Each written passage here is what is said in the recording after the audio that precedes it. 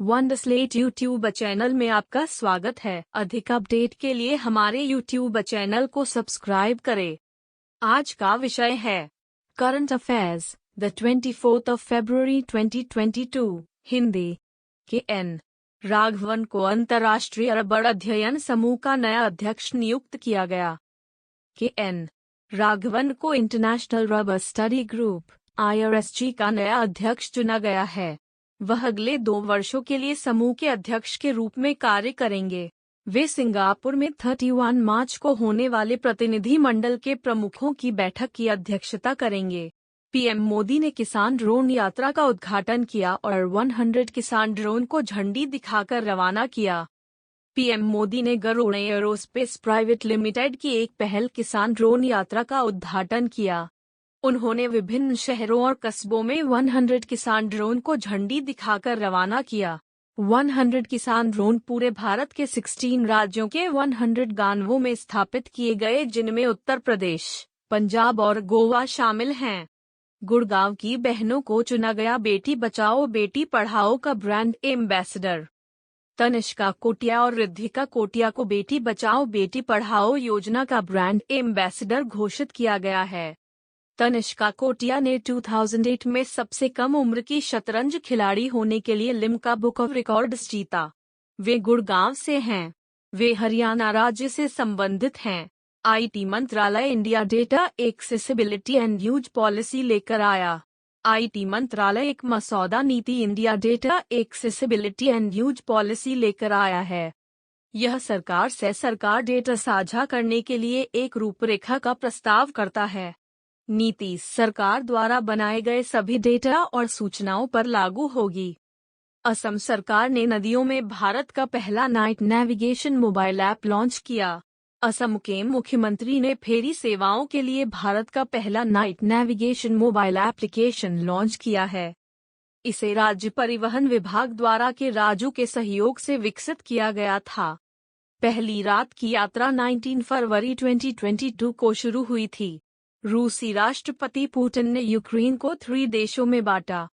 रूसी राष्ट्रपति ने पूर्वी यूक्रेन, डोनेट्स्क और लुहांस्क में अलगाववादी क्षेत्रों की स्वतंत्रता को मान्यता दी है। पुतिन की घोषणा ने रूस के लिए खुले तौर पर सेना और हथियार भेजने का मार्ग प्रशस्त किया। रूसी समर्थित विद्रोही 2014 से डोनेट्स्क और लुहांस्क में यूक्रेनी सैनिकों से लड़ रहे हैं। अखिल भारतीय आयुर्वेद संस्थान ने आयुष स्टार्टअप चैलेंज लॉन्च किया। अखिल भारतीय आयुर्वेद संस्थान AII ने स्टार्टअप इंडिया के सहयोग से आयुष स्टार्टअप चुनौती शुरू की है। यह प्रारंभिक चरण के स्टार्टअप्स को आयुर्वेद क्षेत्र में नवाचारों और वैकल्पिक उपचार पर काम करने के लिए प्रोत्साहित करेगा। तीनों श्रेणियों में से प्रत्येक में 2 विजेता होंगे। विजेता के लिए 1 लाख रुपये का नकद पुरस्कार होगा। IBM भारत में अपना पहला साइबर सुरक्षा केंद्र शुरू करेगा। IBM कॉर्प बेंगलुरु में एक साइबर सुरक्षा केंद्र शुरू करेगा। सुरक्षा हब विश्व स्तर पर केवल 2 केंद्रों में से एक होगा। साइबर सुरक्षा प्रतिक्रिया तकनीकों के प्रशिक्षण के लिए इस निवेश का केंद्र बिंदु नया IBM सुरक्षा कमांड सेंटर है। थम्स अप ने शाहरुख खान को बनाया नया brand ambassador. Coca Cola India के soft drink brand Thums Up ने शाहरुख खान को अपने ब्रांड एंडोर्सर के रूप में शामिल किया है। थम्स अप 2021 में $1 बिलियन का ब्रांड बन गया, जो भारत में पेय के अपने पोर्टफोलियो से मील के पत्थर तक पहुंचने वाला पहला ब्रांड है। इस महत्वपूर्ण मील के पत्थर को चिन्हित करने के लिए नया अभियान शुरू किया गया है। वॉलमार्ट फाउंडेशन ने 6 राज्यों में किसानों की सहायता के लिए अनुदान की घोषणा की।